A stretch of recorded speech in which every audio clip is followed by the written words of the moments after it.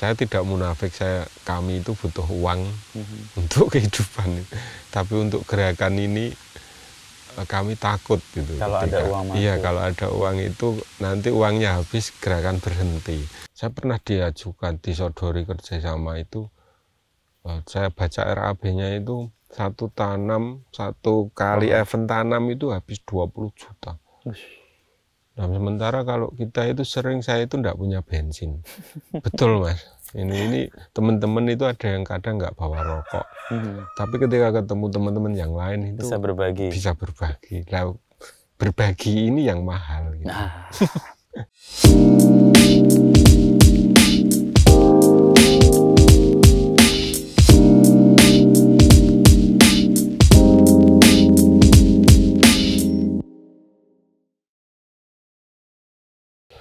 Saya sempat jadi stringernya TV One juga tuh dulu. Iya. Oh Mas. Iya. Yang news.com. Oke. Iya. News.com ya. Sama Pak Didit. Ya udah melalang buana juga sebenarnya kemana-mana. Regional Gunung Kidul. Oh, regional Gunung Kidul. Nggak pernah meninggalkan Gunung Kidul. Apa yang membuat Mas Patmo setia di sini? Padahal kalau lihat dari sisi potensi atau ruang bergeraknya kan sebenarnya nggak banyak pilihan. Ya namanya tanah lahir ya mungkin. Jadi kayak ikatannya sangat kuat di Gunung Kidul ini. Yang ari-ari saya kan ditanam di bumi Gunung Kidul. Oke. Itu lahir, ya. Secara ikatan natural memberi ikatan ya. Iya. Nggak pernah betah juga kalau di luar Gunung Kidul. Nah, dengan segala kerumitan dan kerepotan, apalagi kita lihat kemarau kayak gini paling panas, dan ini kita di tengah hari di tengah kemarau ini. Iya. Apa yang tetap Mas membuat Mas Patmo stay di Gunung Kidul? Justru itu kan, jadi Gunung Kidul dengan keadaan seperti ini itu peradabannya itu berkembang juga kan. Jadi manusianya juga hidup, juga berkembang. Berarti kan ada yang istimewa di Gunung Kidul ini. Dengan segala kesulitannya orang masih bertahan. Iya, bertahan. Membangun peradaban. Asik Gunung Kidul. Nah, itu juga kemudian yang membuat Mas Patmo bersama komunitas ya teman-teman menggarap resan ini. Resan Gunung Kidul itu apa sebenarnya Mas Patmo? Itu gerakannya atau arti katanya? Arti lalu menjadi gerakan. Kemudian sekarang kan orang menoleh nih, ada yang dilakukan oleh anak-anak muda di Gunung Kidul dengan segala keterbatasannya, tapi membuat orang di luar tuh ikut terlibat ya. Ya, resan itu kan dari bahasa Jawa reksa. Reksa itu menjaga. Bisa juga diartikan wereksa atau wekso itu pohon. Ya, jadi ya kami terjemahkan bebas, resan itu pohon penjaga. Nah ini pertanyaannya kan apa yang dijaga gitu kan. Nah ternyata setelah kami amati di lapangan itu ternyata banyak sekali yang dijaga oleh pohon. Secara umum memang kehidupan, air, tanah, terus iklim, cuaca, oksigen, kesejukan dan lain-lain yang menjaga ini namanya pohon. Nah di Gunung Kidul pohon raksasa seperti ini disebut pohon resan. Ya, idiom ya. Idiomnya resan, tapi jenis pohonnya macam-macam. Oke, ini salah satu ya, jenisnya. Paling umum beringin, paling umum. Tapi kan banyak yang lain, ada asam Jawa, ada trembesi, ada aren, ada macam-macam, banyak sekali. Ya, ada Ficus bodi, ya, itu kelas-kelas beringin. Seperti itu. Kami pelajari itu ternyata ya pohon ini satu makhluk yang unik sekali gitu. Tugasnya ya. Begitu luas tugasnya untuk menjaganya. Menjaga kehidupan secara luas. Gitu. Kalau nggak ada pohon kan nggak ada kehidupan. Persis. Nah, resan Gunung Kidul sebagai sebuah gerakan tadi artinya kan pohon penjaga, dan kita persis di resan ya. Di resan. Dan di sini kita tadi lihat dia menjaga air yang mata air. Kemudian, sebelum ke gerakannya apa yang dijaganya dan kemudian ketemu ini gimana Mas Patmo? Yang ini namanya sendang merunut. Sendang merunut. Ya, sendang merunut. Gitu. Jadi kemungkinan besar itu dari kata bunut sih sebetulnya. Bunut itu jenis pohon, jenis pohon juga, ficus. Itu bunut.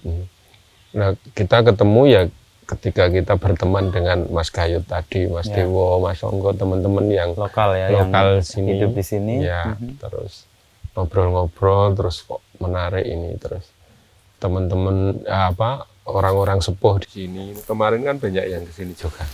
Oke. Jadi ingatan kolektifnya kembali dulu, sekaligus melakukan apa yang pernah dilakukan dulu. Ini menjadi sumber kehidupan masyarakat sini. Terus lama ini sudah tertutup, sudah. Jadi ya kita normalisasi. 2 minggu kemarin kita gali tanah yang menutup ini. Tadi kita tahu makna yang kemudian diperjuangkan oleh teman-teman ya, sebagai sebuah pohon penjaga, pelindung. Nah kita duduk di bawah pohon apa nih sebutnya, beringin Cina ya? Beringin Cina, Ficus microcarpa. Dan dia melindungi betul. Melindungi. Apa yang kita tadi bayangkan. Kayak seorang ibu yang menggendong gitu, melindungi anaknya. Di bawahnya ada sendang merunut. Ya. Jadi ini pohon menjaga mata air ini untuk digunakan oleh semua makhluk di sekitarnya kan. Tidak hanya manusia ya. Tidak hanya manusia. Tadi yang menarik tadi ada capung ya, kinjeng gitu. Kita datang, kita lihat tiba-tiba capungnya datang. Dan Mas Gayut cerita, pohon ini tidak hanya untuk manusia, tapi semua makhluk yang ada di sekitarnya. Kalau untuk manusia aja cenderung eksploitatif ya. Kata Mas Gayut. Mas Gayut dari belakang yang sambil itu nembung ya. Kayak obat capek buat teman-teman gitu loh, maksudnya. Kenapa kan sering ada pertanyaan kenapa gali-gali sumber yang sudah tidak digunakan. Terus bahasa kami ya tidak harus manusia yang menggunakan, seekor capung yang meminum air dari situ itu sudah bermanfaat. Itu bahasa-bahasa kami untuk mengusir capek. Jadi kemanfaatannya tidak selalu ditujukan ke manusia. Burung, ada ular, ada katak, ada itu yang semuanya kan elemen kehidupan yang saling mendukung kan. Nah untuk gerakan yang Mas Patmo dan teman-teman lakukan di Resang ini sejak tahun 2018. 2018. Sampai sekarang ini kira-kira 5 tahunan. 5 tahun. Apa yang bisa dipelajari atau pengetahuan apa yang kemudian didapat dari teman-teman selama 5 tahun ini, Mas? Ya. Jadi pergerakan kita itu kan gimana yo, bahasanya itu natural lahirnya, organik banget gitu.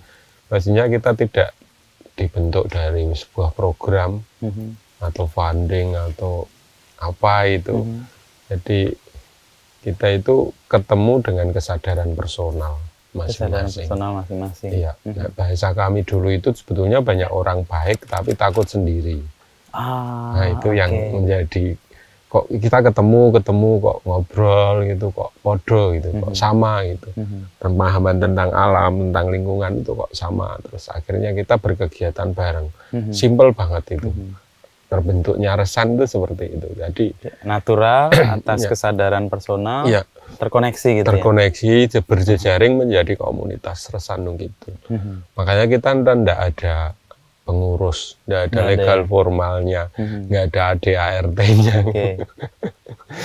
Jadi ya natural aja mengalir itu. Ya tidak bisa memaksa harus ikut kegiatan itu, nggak bisa itu. Jadi fluktuatif itu. Kegiatan kadang 5 orang, kadang 10 orang, kadang 20 orang. Ada orang baru datang, ada orang yang keluar itu semuanya natural banget gitu. Kayak panggilan akhirnya ya, orang terlibat itu bukan karena paksaan, tapi karena mereka terpanggil karena kesadaran. Iya, karena kepengen, pertama mungkin penasaran, kok opo to iki ngono. Gondrong-gondrong di sumber nanduri wit itu. Nyembah pohon lagi. Istilahnya. Itu istilahnya Mbak Tita itu dulu. Nah, dalam kenaturalan itu, dalam kealamiahan itu memang yang digarap soal lingkungan ini atau? Iya, soal lingkungan. Kita fokus di lingkungan hidup itu. Karena banyak teman-teman juga yang menganggap bahwa di sini itu sebuah laku pencarian gitu. Jadi ya dekat dengan alam otomatis kita akan merasa merasa tentram di hati gitu. Terus akhirnya di situ banyak kita ngobrol-ngobrol, itu banyak akhirnya persoalan-persoalan hidup itu keluar dalam percakapan, dalam apa aksi-aksi di alam seperti ini. Jadi asiknya itu di situ mungkin. Jadi keresahan atau kesadaran personal ketemu, ada ruang, terus berjaring, terus menjadi, hal lain bisa di akhirnya terkoneksi semuanya juga. Ada banyak belajar juga di situ. Kita saling belajar antar teman. Jadi tidak ada istilahnya berguru pada siapa, tapi kita saling belajar di situ. Kenapa? Karena kesadaran bahwa semua juga membawa pengetahuan. Ya, membawa pengetahuan sendiri-sendiri. Nah, untuk saya melihat beberapa upaya dari teman-teman Resan itu kan mencoba memetakan tanaman-tanaman, memetakan sumber air kayak sendang gini. 5 tahun terakhir apa yang bisa di-sharingkan Mas atau dibagikan dari hasil pengetahuan bareng tadi? Salah satunya yaitu tentang pohon. Jadi kita bicara krisis iklim lah ini, cara global itu. Ya, cara keren ya, climate change atau climate change kayak gitu. Nah, kita pahami bareng-bareng bahwa ketika kita bicara soal lingkungan hidup, ya kita harus mengenal lingkungan tempat kita hidup. Jadi ya kayaknya tidak keren sih. Kalau gerakan lingkungan itu keren ketika ada lembaga besar yang ada heroismenya lah ya, ada yang dilawan dengan sangat gitu. Ya itu terus itu kita obrolkan, kita pelajari, ya kita harus mengenal lingkungan hidup masing-masing. Lingkungan di mana kita hidup. Di mana kita hidup. Lah itulah yang namanya lingkungan hidup gitu. Sebisa apa kita berbuat terhadap lingkungan tempat kita hidup. Kalau ini semua kesadaran ini itu ada, ini lingkungan iklim global ini masalahnya akan sedikit demi sedikit pasti akan teratasi. Gitu. Jadi kayak apa bahasanya Mas Inu mungkin bottom up ya. Jadi gerakan dari bawah gitu. Kita peduli lingkungan hidup kita melakukan apa yang kita bisa buat. Ya apa yang bisa, aksi yang kita bisa, yang memungkinkan kita lakukan. Terus berjejaring dengan banyak teman yang lain, nah itu akan menjadi gerakan bersama. Oke. Dan lingkungan hidup, kalau di Gunung Kidul, persoalan lingkungan hidup yang nyata, itu apa Mas kalau mau dirinci? Kalau sejak dulu itu kan soal air itu. Air, ya. Gunung Kidul ini kan hampir separuhnya DIY, luas wilayahnya. Nah kebetulan banyak wilayah kawasan kars. Kawasan kars itu kan tipikal airnya itu, tipikal secara alaminya itu kan tandus dan kering. Sementara air itu berada di bawah, di aliran sungai bawah tanah. Jadi kalau Gunung Kidul ini dibagi 3 zona kan sebetulnya secara geografis. Zona utara, Gunung Batur Agung Utara, zona tengah Ledok Sari ini, sama zona selatan. Ini karakter hidrologi, karakter airnya beda-beda. Oke. Yang paling susah yang di utara? Yang paling susah di selatan. Oh, malah selatan? Ya, karena airnya berada di dalam bumi. Gitu.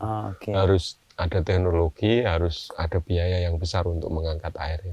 Nah, di tengah di utara ini banyak sumber mata air seperti ini.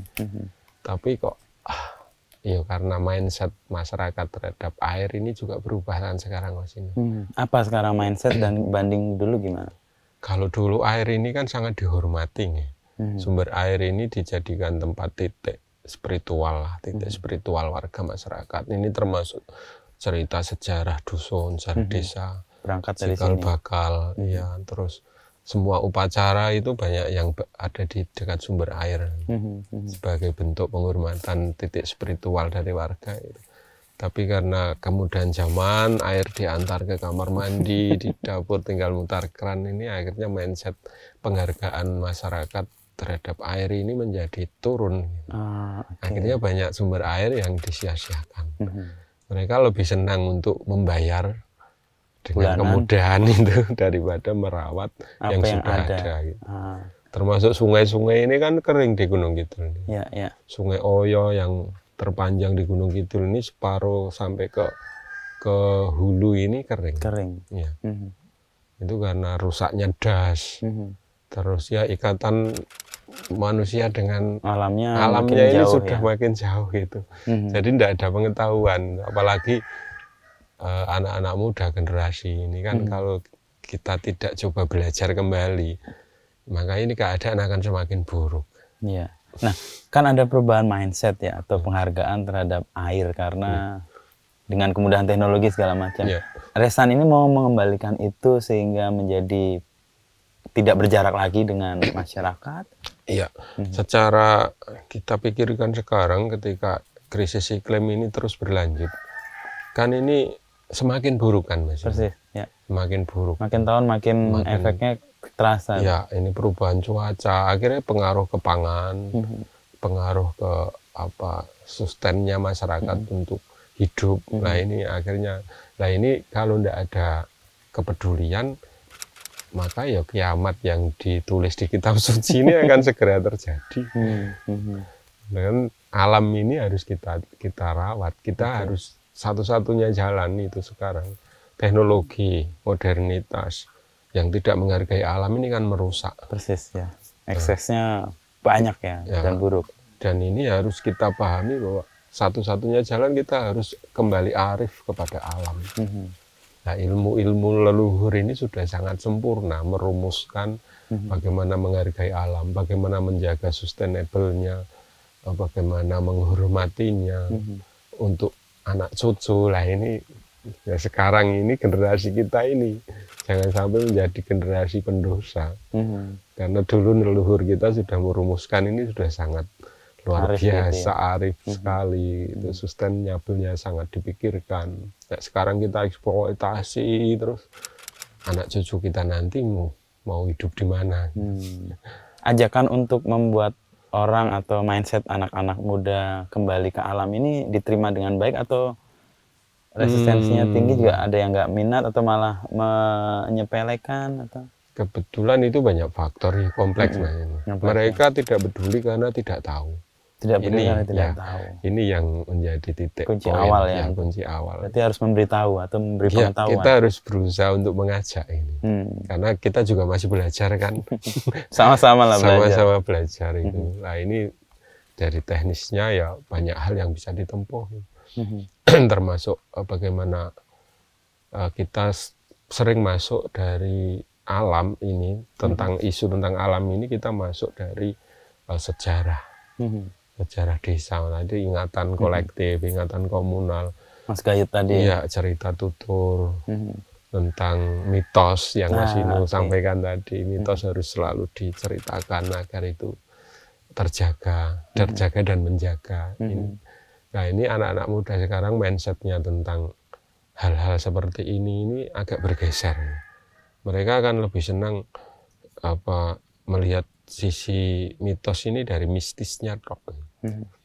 Ini korban mungkin korban tontonan yang setiap hari diterima itu, bahwa ketika kita di bawah pohon membakar dupa itu, wah ini kaitannya dengan hantu-hantu.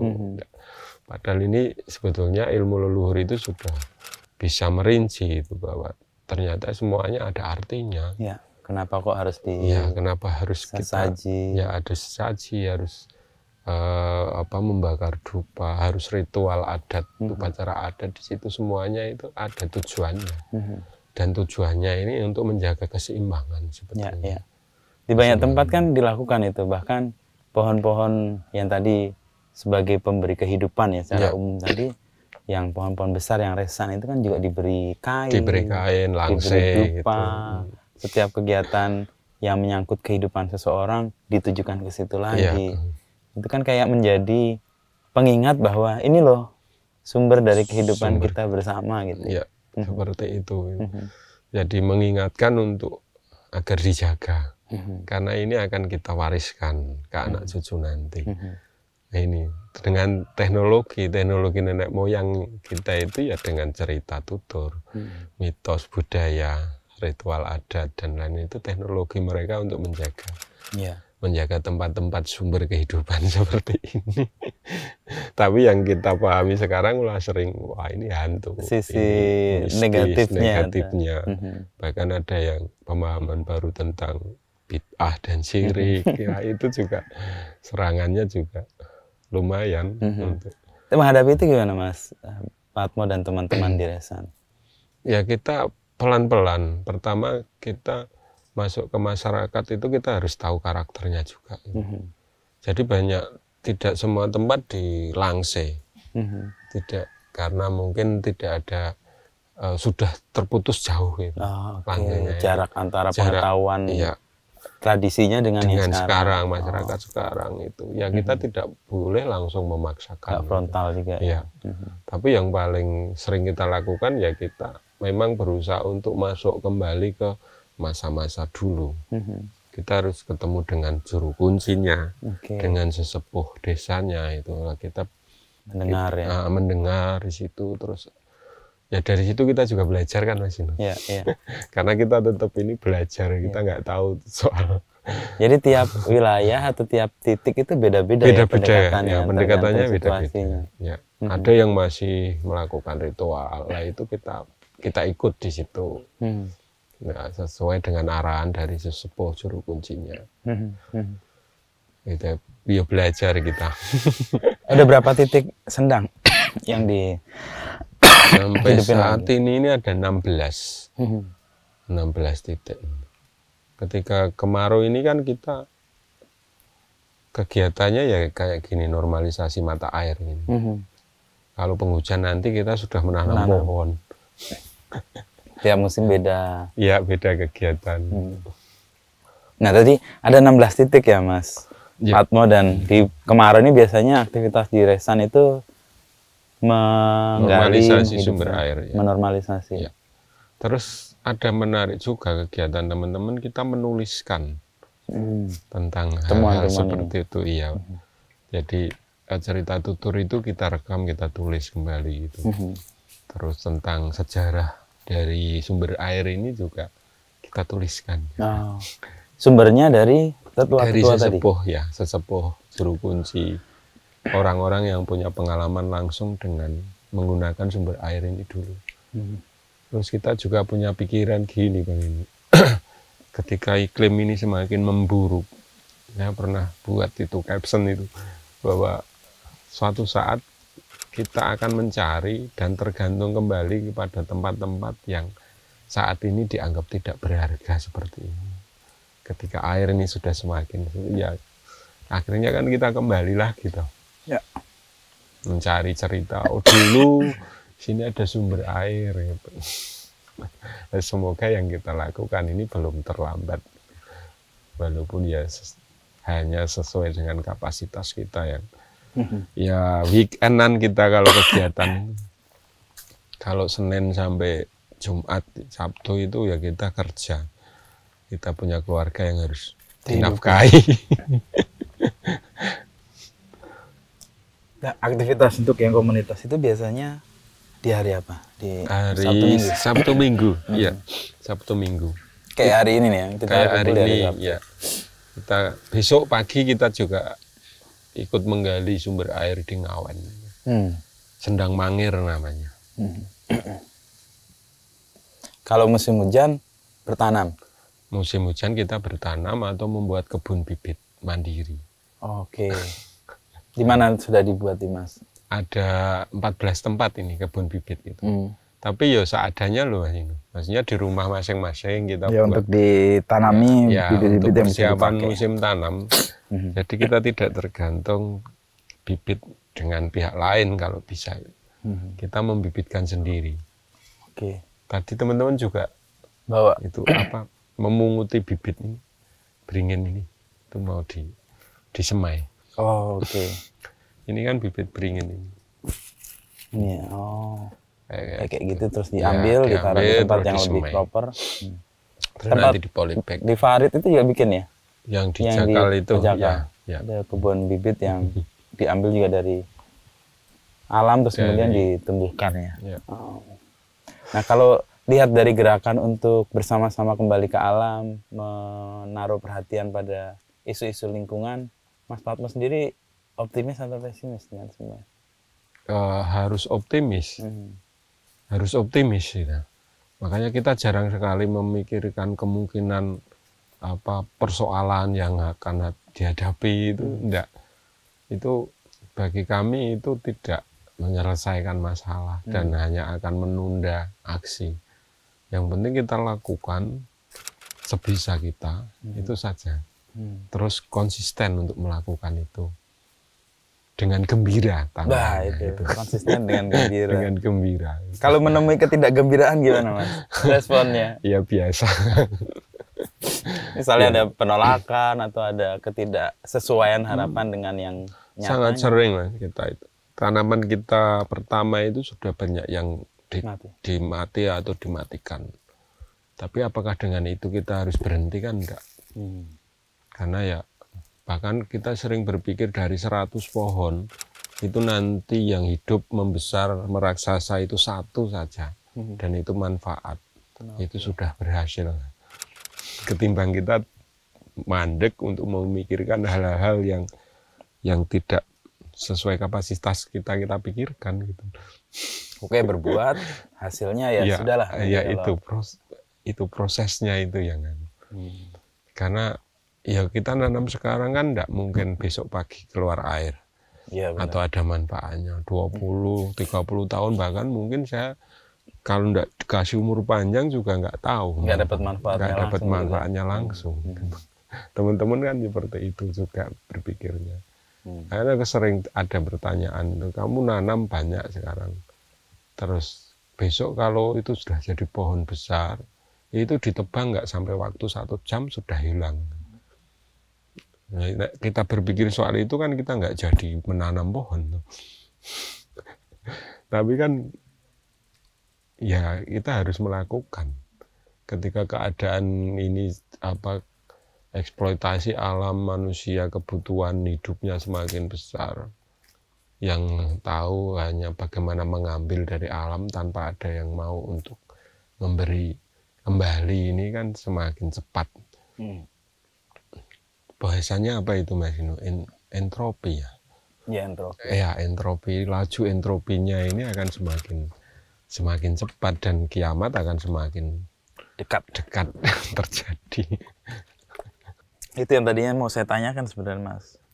Pak, mau soal kalau kita nanam, kita kan nggak dapat manfaatnya bulan itu, bahkan tahun itu pun enggak. Kecuali kita mau nanam jagung lah ya, atau padi ya. Dan yang ditanam teman-teman Resan kan nih, pohon-pohon yang raksasa. Nah, keyakinan apa yang membuat teman-teman itu tetap melakukan meskipun nggak dapat manfaatnya langsung dalam waktu yang singkat? Kalau agak ke dalam tadi saya nyinggung sedikit tentang laku personal itu. Jadi bagaimana pencarian spiritual kita itu juga ternyata terlibat juga di gerakan ini masing-masing. Jadi kita punya pemikiran bahwa berbuat sesuatu tanpa mengharapkan hasil kita memetik sendiri itu suatu hal yang harus dipertahankan ini.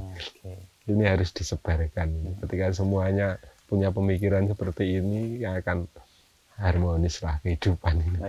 Yang sekarang terjadi kan selfish ya. Iya. Jadi melakukan apa harus dapat apa gitu. Ya.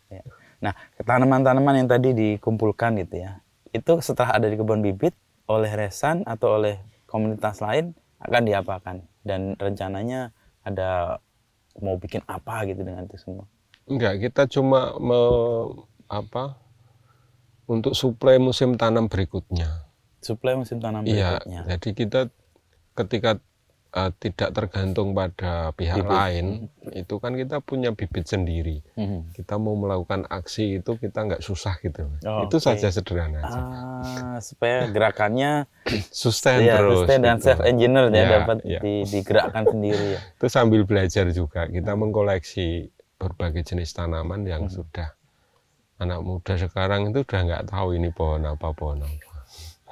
Padahal dari belajar kita tahu bahwa ternyata pohon ini banyak digunakan sebagai nama tempat, toponim namanya. Ya, toponim. Ya, nama daerah, nama desa, sejarah. Nah, ini heritage hidup pohon ini, yang menjadi saksi sejarah banyak zaman gitu.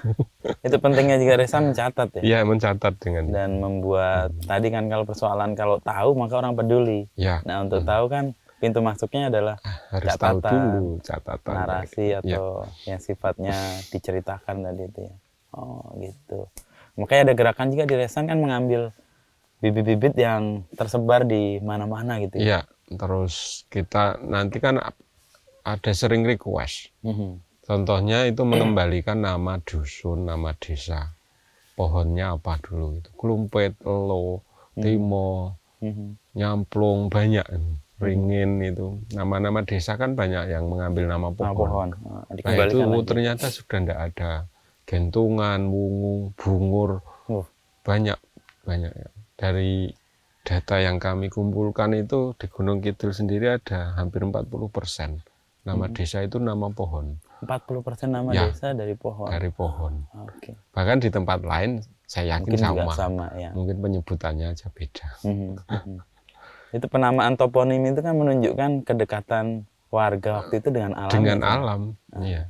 Dan pohon itu identik menjaga air, makanya kan nek coro kita membayangkan tuh dulu ada pengembara gitu, mencari tempat yang lebih baik untuk kehidupan, menemukan sumber air, di situ ada pohon besar itu namanya, pohon namanya pohon klumpit tuh, itu rejaning zaman desa kita jenenge desa klumpit.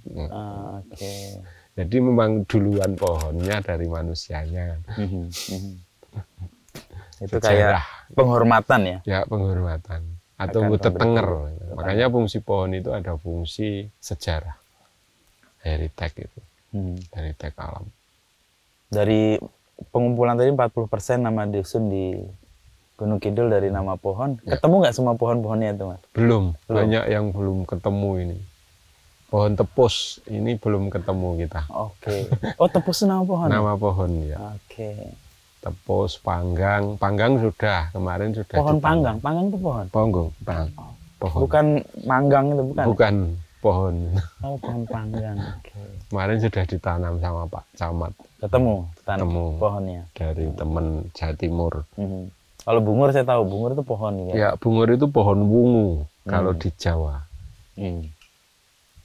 Pohonnya berbunga ungu ketika akan musim penghujan. Oh, dia memberi tanda? Ya, memberi tanda sebagai tanda Pranata Mangsa.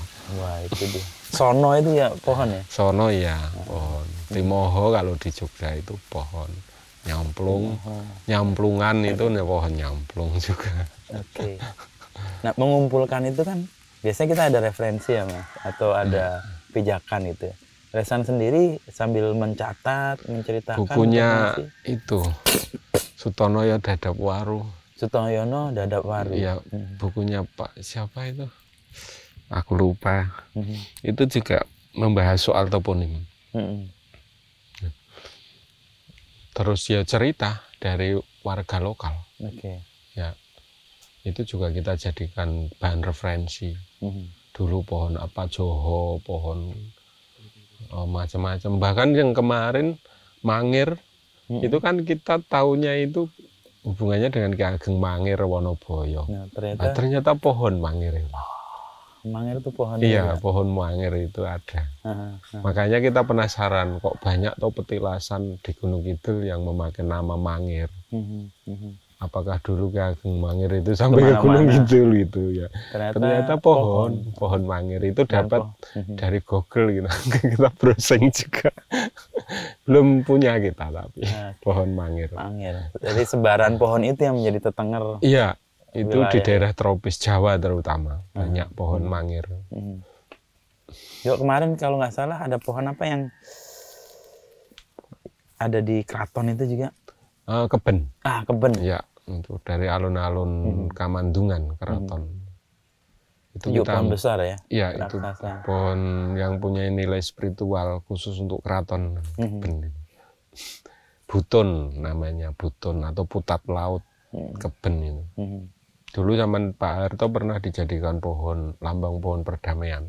Ya. Dan itu menjadi salah satu yang dianggap pohon Kalpataru. Oh, keben itu Kalpataru? Ya. Dianggap karena di pohon Kalpataru kan ciri morfologinya itu nggak diterangkan secara detail. Ya kayak dimitoskan gitu. Iya, dimitoskan. Itu ada 3 kan yang dianggap pohon Kalpataru itu. Ada yang menyebut bakau. Ficus religiosa, Oh, Ficus Iya, religiosa, pohon bodi itu, terus pohon roda, hura crepitan, terus pohon keben. Ya, paling dominan 3 itu. Nah, terhadap kecintaan teman-teman di Resan akan pohon-pohon ini, ada support nggak dari komunitas lain atau masyarakat yang punya kepedulian juga? Kalau soal lingkungan kan semua orang kayaknya peduli ya, tapi gimana itu bisa terkoneksi, Mas? Atau tidak? Banyak sih sebetulnya, banyak teman-teman yang peduli itu, walaupun kadang untuk urusan konservasi itu kan kita sekarang terjebak juga toh, dengan keadaan zaman. Jadi konservasi seremonial. Ya, betul. Jadi umpamanya ada partai ini mau mengadakan penanaman penghijauan 1 juta pohon kayak gitu, itu jadi wahnya dulu yang dikedepankan, tapi aksinya ini yang perlu dipertanyakan gitu. Konsistensinya, ya, terus nanam itu ada yang ngerawat enggak gitu. Makanya Resan itu gerakan konservasi berbasis masyarakat, itu prinsip kami itu. Jadi nanti masyarakat ini tujuannya menjadi subjek pelaku utama dari konservasi lingkungannya masing-masing. Ini yang membuat ini akan intinya seperti itu. Ini akan sustain gerakan ini. Kayaknya banyak anak-anak muda juga yang ikut ini, yang nanti akan mengganti. Saya kan juga semakin tua ini harus ada yang mengganti. Dan Resan ini kan tidak terpancang oleh program kan. Nah, ini bagaimana kita harus sustain terus ini, harus ada regenerasi terus. Ya. Dan isu ini kan di kalangan anak muda juga jadi sesuatu yang keprihatinan ya. Pertama kalau kita lihat juga aksi-aksi tadi kita nyebut Pandawara itu. Iya, iya. Orang punya concern, punya persoalan nyata, dan mereka turun langsung untuk mengajak komunitinya kan. Yang menyenangkannya adalah anak muda itu. Dengan cara anak muda. Makanya tantangan juga ketika bagaimana konservasi ini menjadi satu hal yang keren, Mas ini. Bagi anak-anak muda ini. Nah, ini butuh banyak pihak yang bergerak itu loh. Publik figur, terus birokrasi, ya produknya juga harus keren kan. Produk hukumnya tentang konservasi ini. Yang terjadi kan sekarang apatis kan masyarakat terhadap perlindungan hutan dan lain itu kan jadi semacam bahasa-bahasa yang tapi ini harus bagaimana meramu ini menjadi suatu hal yang keren. Dan anak-anak muda ini merasa bahwa kita melakukan ini itu keren gitu. Awalnya itu dulu. Nah, nanti ketika paham itu akan semakin mantap meluas, gitu, semakin meluas gitu. Nah, kekerenan baru itu yang sebenarnya perlu disampaikan ya. Menjadi PR juga kita bersama ini. Itu juga menyenangkan juga kan, banyak pihak musisi, seniman, terlibat dengan pendekatan yang tadi membuat ini keren ya. Ya keren kan sebenarnya tidak hanya keren aja, tapi dengan keren itu kamu mau ngapain? Aksinya seperti apa gitu, dengan kekerenan anak muda sekarang gitu. Ya tadi disebut Pandawara itu bagaimana 5 orang mampu menggerakkan banyak ribuan orang untuk ikut beraksi bersama. Ya kita memanfaatkan media sosial terus untuk kampanye lingkungan lah.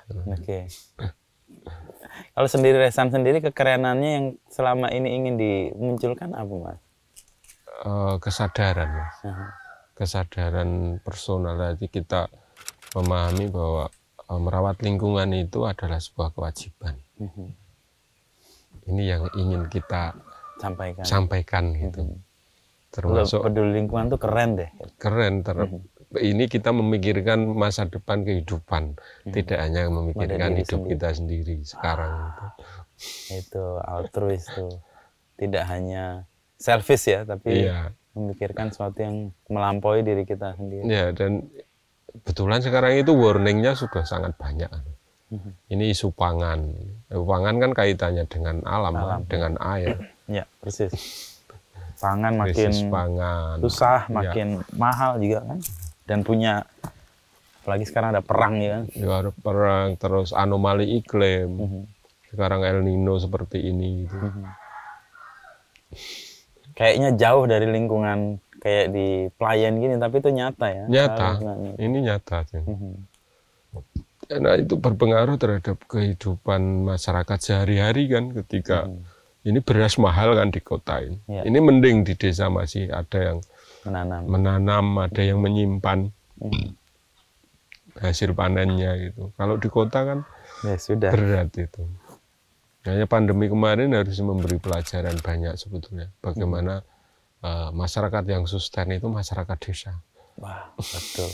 Itu persis saya waktu ketemu Pak Eko Prawoto almarhum juga. Itu kesadaran yang saya baru ngeh. Desa dengan segala sistem yang dirawat ratusan tahun itu adalah sempurna. Sempurna untuk karena pertahanan. Dia, untuk pertahanan persis. Dan mengembalikan lagi sumber-sumber kehidupan desa adalah jalan yang tepat sebenarnya. Kayak ini.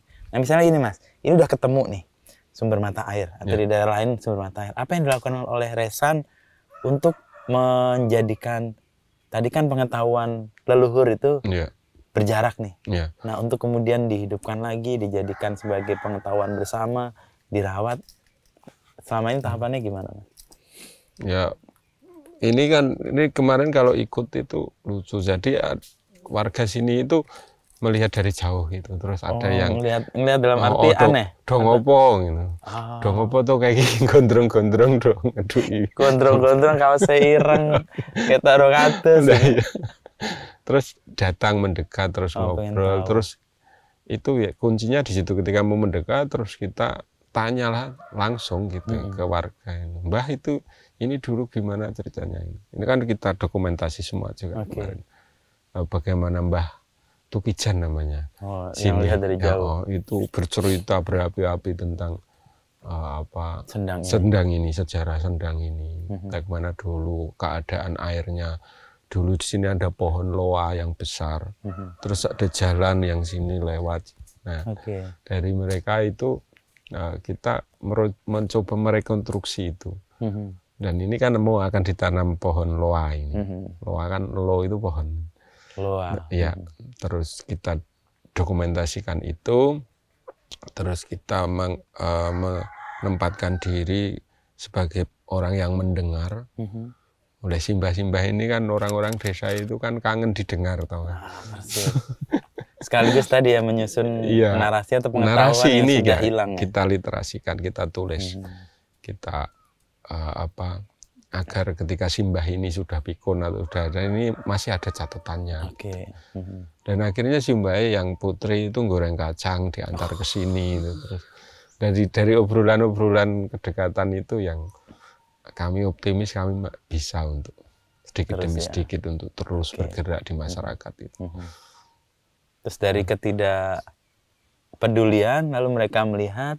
Lalu ketika diundang untuk diajak ngobrol, keluarlah semua pengetahuan yang tadinya mereka hidupi tapi udah nggak ada jejaknya. Itu kan kebanggaan di masa mereka kan sebetulnya. Dan itu sudah jarang orang mau mendengar.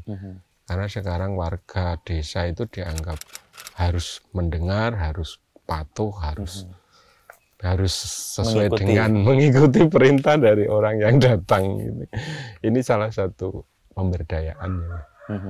Dulu saya sempat di NGO terus saya berpikir bahwa ketika saya datang dengan tas besar, kamera kayak gitu, kita sudah serba tahu gitu. Masyarakat sendiri sudah sampai pada tahap resisten bahwa ini orang baru ini pasti bawa bantuan. Ini mau bawa apa ini? Bawa program apa Mas? Gitu pasti itu pertanyaannya. Karena pendidikan politik kita. 5 tahunan ini kan ya partai politik ini kan gagal toh dalam pendidikan politiknya. Cenderung harus transaksional. Dan top down. Ya bawa apa, saya dapat apa gitu. Jadi pengalaman Mas Patmo di NGO dan melihat situasi itu mengubah cara Mas Patmo berrelasi. Bagaimana sebetulnya sih masyarakat ini? Karena ternyata masyarakat ini sebetulnya sudah sangat berdaya Mas ini. Jadi justru kita orang-orang yang merasa modern ini ketika dipentokkan dengan keadaan sulit di kehidupan ini, ini kita tidak apa-apanya, Nggak tidak ada ada apa-apanya dengan masyarakat yang tidak lulus SD, simbah-simbah yang itu tahu banget ilmunya itu bagaimana bertahan hidup. Walaupun dia tidak punya media sosial. Lalu setelah pengetahuan didapat, lalu situs kayak Sendang ini dihidupkan, tahapan berikutnya apa, Mas? Kemarin sih ngobrol sama Pak RT, kebetulan kan sini ada pendataan aset, aset desa lah. Ini bagaimana kita memperjuangkan ini menjadi salah satu aset, dari desa catatan desa yang nanti, ya mungkin nanti bisa dalam bentuk perdes, perlindungan mata air di setiap desa. Kalau perbub mungkin rodok kabutan, tapi paling enggak perdes itu. Jadi adat yang menjaga. Kalau enggak kan banyak yang dirusak juga kan, sumber-sumber air. Dan ini hampir selalu dilakukan di tempat-tempat di mana, Mas? Kita selalu berusaha sounding dengan pemerintah setempat juga. Jadi kesadaran bahwa emang nggak bisa sendiri juga ya? Nggak bisa sendiri, Mas. Dan dengan laku yang mendengar lah itu ya? Iya, mendengar bagaimana nanti masyarakat ini menjadi subjek utama dari aksi penyelamatan lingkungan. Dan itu kunci keberhasilannya ya, sustainability-nya ya. Kemarin anak-anak muda itu sering juga ketika anak muda Gunung Kidul itu pasang hashtag tentang beruang kutub, tentang panda yang mau melahirkan. Nah, itu kan jauh toh. Itu kan di sini tidak ada beruang kutub, tidak ada apa. Padahal di sini persoalan juga persoalan lingkungannya itu ya ini yang harus dihadapi. Hashtagnya belik atau sendang. Belik, sendang, upacara adat itu yang kita lestarikan. Nah, untuk menjadikan itu kan satu kesatuan tuh, Mas. Tumbuhan atau tanaman sebagai sumber kehidupan, laku atau ritual masyarakat untuk menjaga itu dulu menjadi bagian dari kegiatan bersama. Nah, sekarang kan kayak berdiri sendiri-sendiri tuh. Orang hidup, ya air nggak lagi perlu ke sendang, dia bisa menggunakan fasilitas dari PDAM kah atau apa. Ritualnya juga udah berbeda sama sekali. Nah, mengkoneksikan itu lagi bukan pekerjaan yang sia-sia, Mas, atau gimana? Pasti pada satu keadaan di mana manusia itu selalu merindukan keadaan yang lampau gitu. Kayak nostalgia gitu. Kayak nostalgia, kayak dejavu gitu. Nah, ini menjadi salah satu titik balik juga akhirnya ketika ini kemarau panjang nih. Kemarau panjang di Gunung Kidul nih, El Nino ini. Di daerah utara itu banyak warga yang menggali tepi sungai untuk mencari air. Nah, ini menjadi pintu masuk juga lah. Dulu itu punya sendang loh. Dulu itu punya belik loh. Nah, itu diparani meneh, Mas, itu digoleki lagi. Tanya ke sesepuh-sesepuh yang punya ingatan itu terus dibersihkan lagi. Walaupun ya sudah keadaannya parah ini. Ada yang 50 tahun ketutup, ada yang sudah nggak lupa kapan terakhir menggunakan airnya. Kesulitan akan membuat warga itu, ya ibaratnya manusia itu siapapun itu ketika dia merasa terpentok terus sulit itu dia akan kembali ke rumah atau ke ibunya. Ya, alam ini adalah ibu kehidupan. Nah, ini pasti akan kembali. Itu secara naluri bawah sadarnya dia akan mencari perlindungan di situ. Dalam arti tertentu kesulitan-kesulitan ini ada baiknya ya? Ada baiknya. Karena membuat orang tanpa harus dipaksa dia akan kembali kan. Kalau dalam kondisi baik-baik aja kan orang nggak peduli. Paling nggak menengok kembali, mengingat kembali. Wah, zaman dulu itu ini kepenak ini kayak gitu. Nah, terhadap komunitas-komunitas atau kelompok-kelompok yang punya semangat yang sama gitu ya. Resan sendiri berelasinya gimana? Ya, kalau gerakan kita fokus di Gunung Kidul. Ini sudah ya, karena kita membawa nama daerah kan, komunitas Resan Gunung Kidul. Tapi untuk berjejaring kita banyak berjejaring dengan komunitas di luar. Termasuk alhamdulillah beberapa teman dari luar Gunung Kidul itu ikut kegiatan Resan itu tiap pulang itu membuat gerakan serupa. Tertular kan ya. Kalau yang baru ini lemah teles menoreh. Lemah teles menoreh. Oke. komunitas penanam pohon lemah telus menoreh Desa Megaluh Kulon Progo. Itu namanya Aji. Itu 2 kali ikut kegiatan Resan. Terus ketika pulang kita bawakan bibit. Kemarin dia dolan ke rumah saya itu sudah di desanya dia mendata ada 71 mata air. Yang nggak kepake, iya, itu belum diabaikan. Iya, itu belum ya ada yang digunakan tapi untuk pendataan secara rinci belum dilakukan. Nah, dia sudah melakukan itu. Terus termasuk jenis pohonnya. Jenis pohonnya apa gitu. Mirip yang dilakukan dengan Resan ya? Mirip. Jenis pohonnya. Kemarin kan dia minta 18 jenis bibit di tempat saya. Untuk mengembalikan itu sama untuk edukasi di FKI. Di Wates. Jadi kami selalu ya umpamanya ini baik, ada yang bisa direplikasi ya monggo. Kita bisa saling support. Ya. Dan malah luas kan gerakannya. Iya. Karena keprihatinannya juga sama sebenarnya. Situasi alam itu kan sama, iya. Dimanapun tempat itu ketika siklus alam terganggu ya kehidupan manusia terganggu. Dan kesadaran itu yang kemudian kalau harusnya kan kalau nggak harus kepentok orang sadar itu ya, sayangnya nggak harus kepentok-pentok dulu. Masalahnya zaman transaksionalnya ini yang kembali ke pertanyaan awal Mas Patmo, kan tadi sudah kemana-mana tapi kembali ke Gunung Kidul dan lingkungan hidup ya, tempat hidupmu itu yang diselesaikan lah segala macam persoalannya. Nah, mimpi besarnya Mas Patmo sendiri dengan gerakan ini apa? Atau teman-teman di Resan itu sebenarnya bayangannya tuh jadi apa ini sih? Kita tidak tahu ya besok itu mau seperti apa juga. Tapi dalam proses hidup masing-masing personal tadi, paling enggak kita sudah merasa melakukan sesuatu yang semoga ini bermanfaat. Itu aja Mas. Terus ya nek mimpinya ya ada yang nanti akan meneruskan gerakan ini. Karena ini tidak berhenti. Dan manfaatnya sebenarnya nggak dirasakan. Nggak dirasakan juga, sekarang gitu. Jadi setiap masa ini kita harus mengisi masa hidup kita ini dengan hal-hal yang bermanfaat untuk orang lain. Meskipun tidak segera dan nggak untuk kita sendiri nggak secara langsung juga didapati ya. Nah, iman yang besar kayak gitu apa yang membuat Mas Patmo dan teman-teman Resan itu tetap jalan ya? Ya itu, makanya dulu saya di NGO, bagaimana saya mendapat program, terus melakukan di masyarakat, mereka antusias ketika itu ada pendanaannya. Saya tidak munafik, kami itu butuh uang untuk kehidupan. Tapi untuk gerakan ini kami takut gitu. Kalau ada uang masuk. Iya, kalau ada uang itu nanti uangnya habis, gerakan berhenti. Itu jadi, kenapa juga Mas Patmo dan Resan itu tidak mudah sekali menerima bantuan dalam bentuk uang ya? Karena harus ada yang dipertanggungjawabkan secara apa ya? Secara resmi kan, sementara kita kan tidak bisa.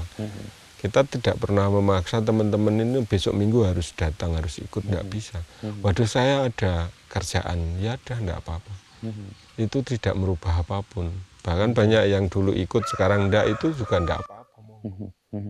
Nanti ketika pada saatnya pengen ikut lagi ya kita terima dengan ya. Jadi kita bayangkan Resan ini tidak suatu hal yang apa ya Mas ya, penuh hiruk pikuk. Itu enggak, kita itu sepi. Kadang betul 3 orang, 2 orang itu. Tapi ada bersama beberapa warga itu. Ya sudah kita lakukan itu. Karena besok juga kita akan melakukan lagi kan. Mau ada atau tidak ada barengannya ya.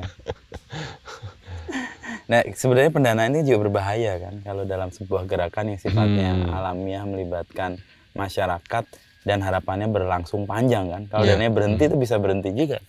Iya, karena ya keadaan sekarang jenengan lebih paham Mas ini. Masyarakat seperti apa mindset transaksional itu. Padahal yo nek dianu yo manfaat uang itu. Ada gunanya ya sebenarnya, tapi ya sebagai sebuah energi yang terus-menerus itu agak berbahaya sebenarnya. Kalau sumbernya habis kan energinya nanti tidak habis. Iya. Itu saya baru nyambung kenapa kok Mas Patmo dan teman-teman bikin kebun bibit juga itu. Iya, itu sebagai bentuk tanggung jawab kemandirian juga. Ada nggak ada, kita tetap bisa menanam karena sudah punya bibit sendiri ya. Ini semua dari bibit teman-teman semua. Itu pohon yang baru-baru itu. Ini ya? Ya, itu tanaman kemarin. Dapat dari mana, ngambil dari mana, terus dikumpulkan sebagai. Wong nyatanya juga itu ternyata juga tidak butuh biaya mahal ini. Saya pernah diajukan, disodori kerjasama itu. Saya baca RAB-nya itu satu kali event tanam itu habis 20 juta. Nah, sementara kalau kita itu sering saya itu enggak punya bensin. Betul Mas. Ini teman-teman itu ada yang kadang nggak bawa rokok. Tapi ketika ketemu teman-teman yang lain itu bisa berbagi. Nah, berbagi ini yang mahal. Gitu. Nah. Terus, dan itu yang jadi energi juga. Ya, energi kan? Juga. Terus trust-nya ini yang harus kita jaga. Sementara kadang uang itu sering membuat percayaan itu menjadi hilang. Kayak pisau bermata dua itu. Iya. Memudahkan tapi sekaligus membuat runyam. Sebetulnya itu pilihan sih, tapi kebetulan kami memilih jalan yang sepi aja. Tapi kami juga tidak menutup banyak teman-teman di luar itu yang memberikan donasi ke gerakan. Tapi awalnya juga saya takut juga, maksudnya saya harus melaporkan, enggak. Ya kami mau menerima tapi kami tidak mau melaporkan kepada siapapun. Kalau jenengan percaya ya sudah. Silahkan. Kalau tidak kami tidak juga.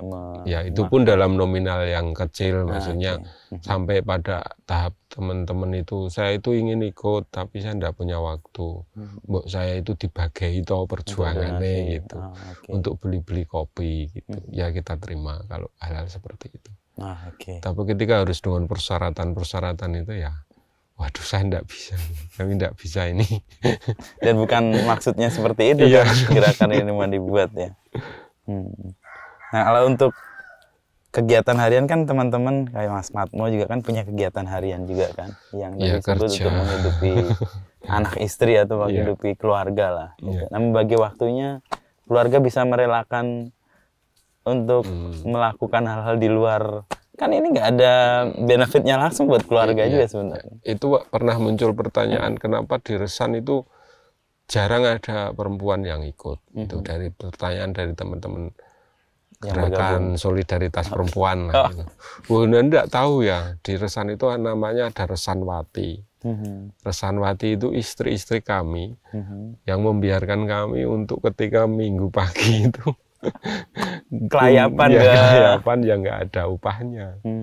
Sementara uang aja nggak akan dapat juga, nggak dapat. Terus itu juga nggak punya pas itu, tapi mereka dengan rela memberi bekal ke kami untuk membuatkan teh, membawakan bekal gitu untuk kegiatan.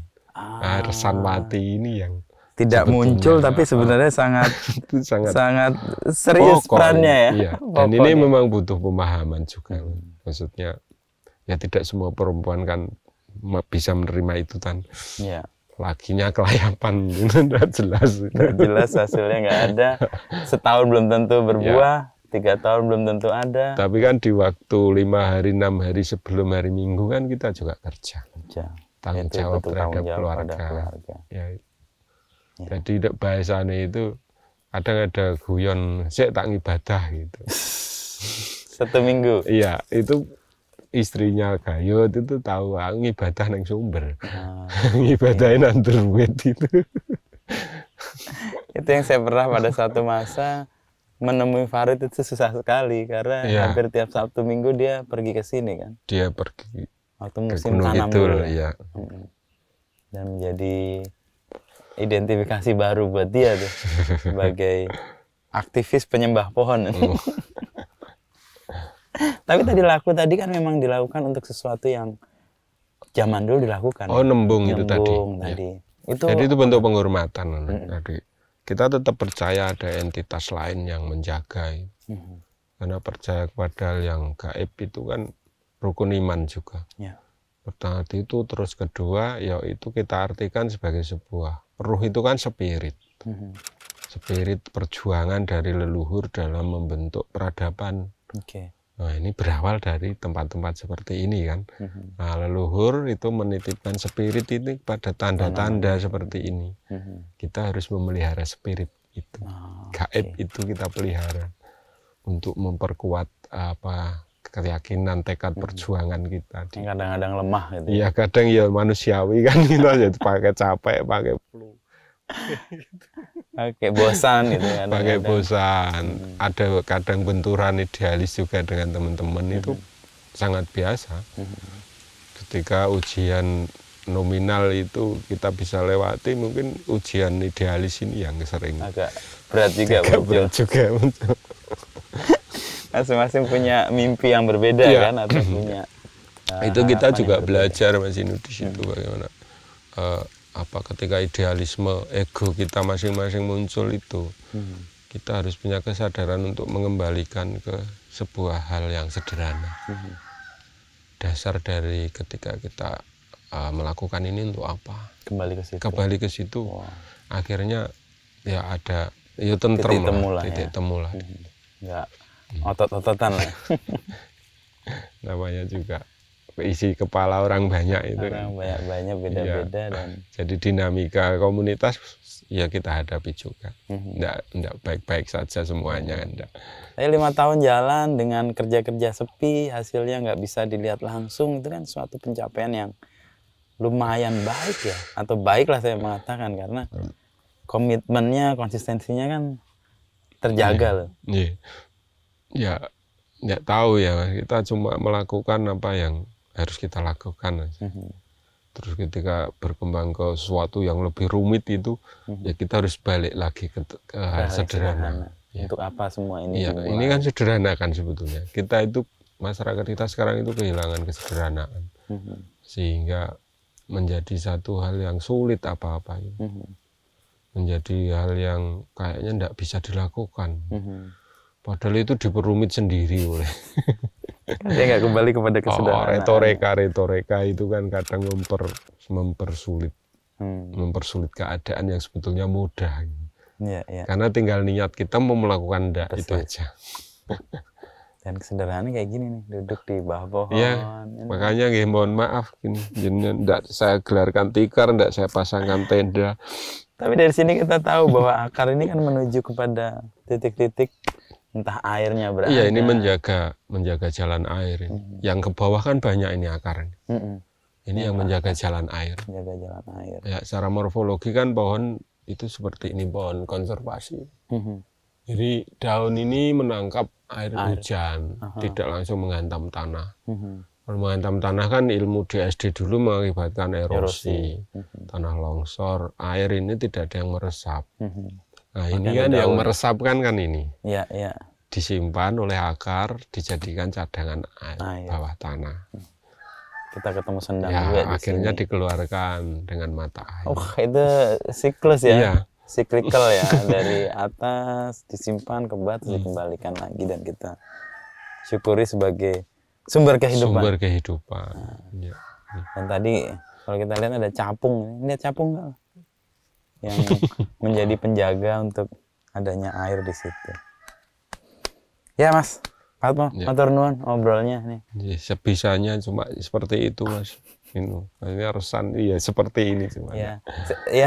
Tadi kembali ke kesederhanaannya. Kalau nanti mulai rumit, ingat lagi kan bahwa hal paling dasar adalah tujuannya apa sih? Sederhana. Oke, matur nuwun Mas. Terima kasih Mas. Kehormatan dari Mas Beginu untuk main ke pelayan, peduli kepada kami Resan gitu. Terima kasih.